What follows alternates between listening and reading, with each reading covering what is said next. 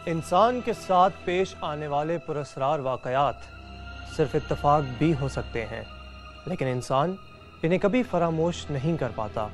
और ये वाक़यात जब नस्ल दर नस्ल मुंतकिल होते हैं तो ये हमारा वहम बन जाते हैं, ये शामिल हो जाते हैं हमारी रोज़मर्रा की ज़िंदगी में। इरम हसन और उसके भाइयों के साथ जो कुछ भी पेश आया वो आज भी उन वाक़यात को वहम मानने के लिए तैयार नहीं। आप ही फैसला कीजिए, ये वाक़यात हकीकत थे या वहम। मुझे समझ नहीं आती अपनी बात कहाँ से शुरू करूँ। मैंने जब से होश संभाला उस बिल्ली को अपने घर में एक फ़र्द की तरह रहते हुए देखा। वो मेरी वालदा की चहेती बिल्ली थी। उन्होंने उसका नाम प्यार से रेशम रखा हुआ था। रेशम के खाने पीने का ख्याल मेरी वालदा ही रखती थी। मेरे वालिद कुछ अर्सा पहले इंतकाल कर गए थे। मैं और मेरे तीनों भाई जमशेद, यासिर और अमजद उन दिनों यूनिवर्सिटी में ज़ेर तालीम थे। न जाने क्यों अचानक मेरे बड़े भाई को रेशम बिल्ली से घिन सी आने लगी। वो जब कभी जमशेद के कमरे में घुसती वो उसे मारने के लिए दौड़ता। मेरी वालदा और हम सब लोगों ने जमशेद को बहुत समझाया, मगर दिन ब दिन उसकी और रेशम की दुश्मनी में इजाफ़ा होता गया। और एक दिन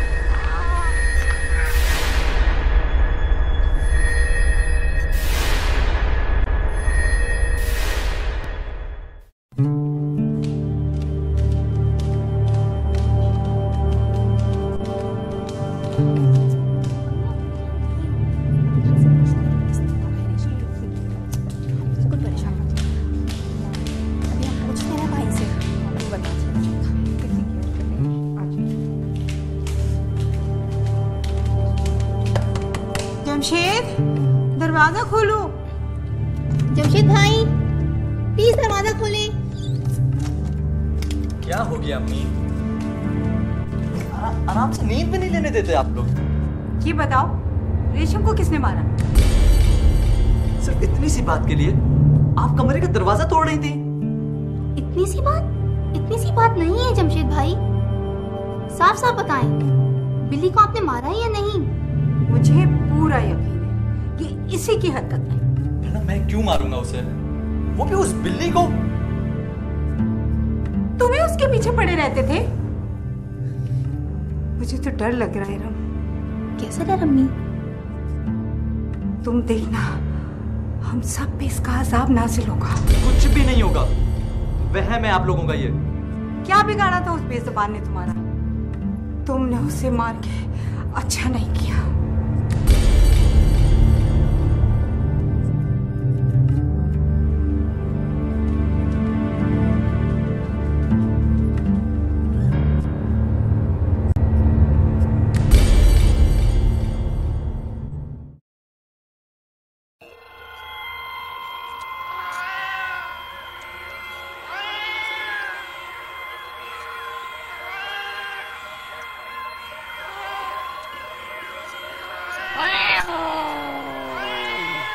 देखा, मैंने कहा था कि वो मार देगी, नहीं छोड़ेगी, किसी को नहीं छोड़ेगी, सबको मार देगी, सबको। कौन मामा, कौन? क्या हो गया आपको? किसने मार दिया? किसने मामा? किसने? मैंने तुम्हें बताया था ना। क्या हुआ आपको? आपने ख्वाब देखा है, सो जाइए आप। कुछ नहीं है, सो जाए। क्यों नहीं छोड़ेगी?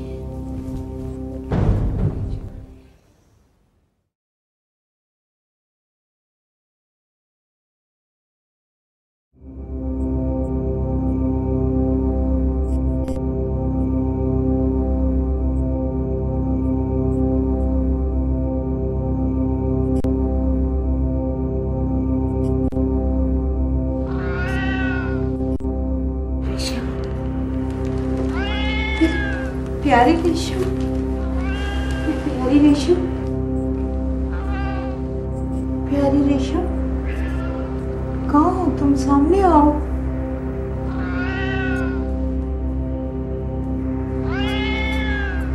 रेशम, तुम कहाँ हो? सामने आओ। रेशम, रेशम, रेशम, क्या बोल रही है अम्मी? मुझे बताएं, मैं आपकी हेल्प कर देती हूँ।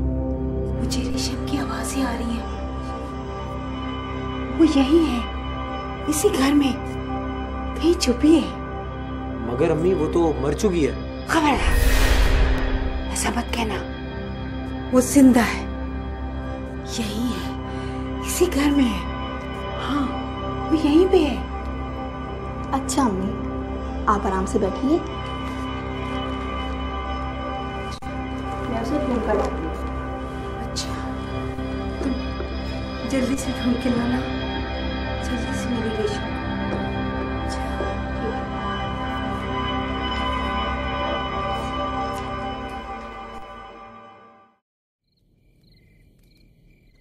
इस बिल्ली की मौत को 3 दिन गुजर चुके हैं। अम्मी को अब तो इसकी मौत को एक्सेप्ट कर लेना चाहिए।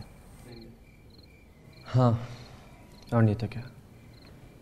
ठीक है, जमशेद भाई से गलती हुई है, मगर अब क्या किया जा सकता है? हम क्या सारी ज़िंदगी इसका शोक मनाते रहेंगे भाई?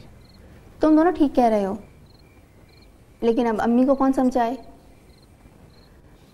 वो तो ख्यालों में ऐसे बातें करती रहती हैं, और जब ख्यालों से निकलती हैं तो उसको ढूंढने लगती हैं। मेरे ख्याल में हमें अम्मी को किसी एक अच्छे साइकियाट्रिस्ट को दिखाना चाहिए। हाँ, मैं भी यही सोच रही थी। मुझे क्यों अकेला छोड़ गई? कहाँ तुम्हें ढूंढूंगी?